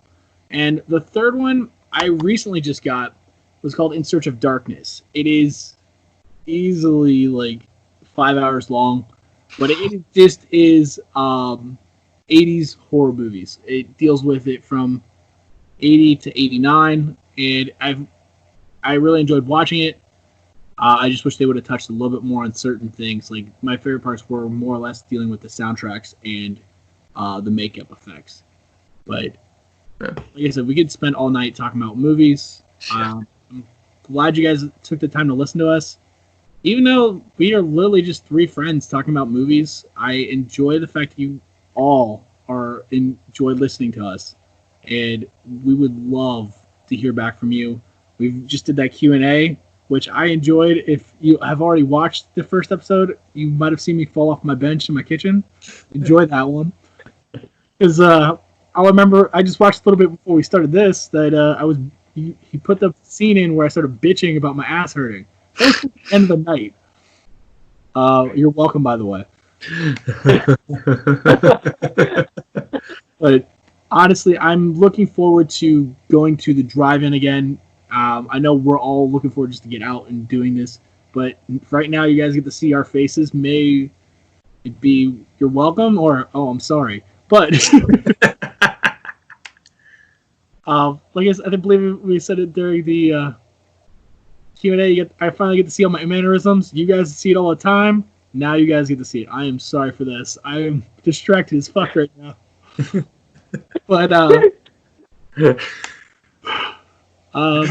just want to thank you guys. But seriously, anybody on the internet, please tell me why. Why the fuck the Showgirls episode is so high? They can't explain it to me. Please explain it to me. We're getting 150,000 right now. Please, tell me.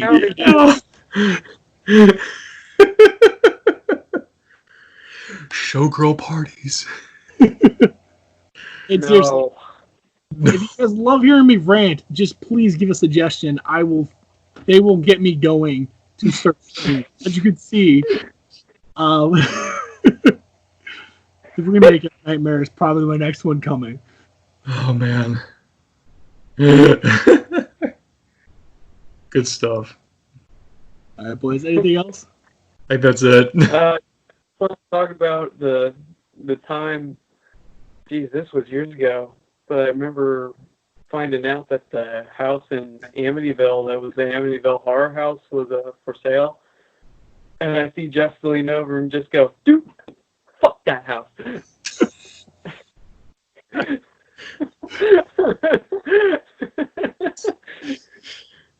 Yo, who the fuck buy a haunted house? It's like everybody in a horror movie. Let's buy a haunted house. No. You fucking know. They said there was murders there. Fucking no. At the Conjuring House in Harrisville, Rhode Island, some contestant winners this week actually got a chance to spend a night in the house. Listen, that's how you get demons. If you want demons, do what that person just did. Fuck, didn't they just do a live stream of them doing a Ouija board? They had Ouija boards. They had demon boxes. They had all that stuff. That's why you get demons. They had some pretty good footage. Some people actually found some pretty cool things, like some shadows, some doors moving, and some things getting thrown off the counter. So yeah, there's some strong activity in that house. They should just do that shit in the Warren Museum. Oh my god.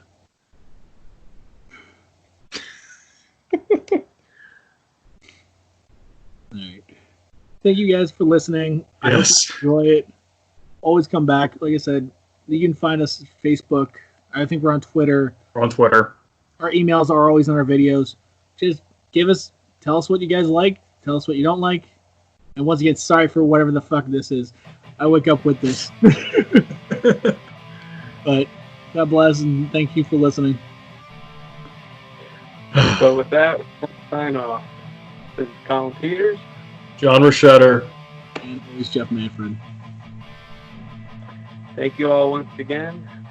Stay healthy, stay safe, and most importantly, stay crazy. Stay crazy.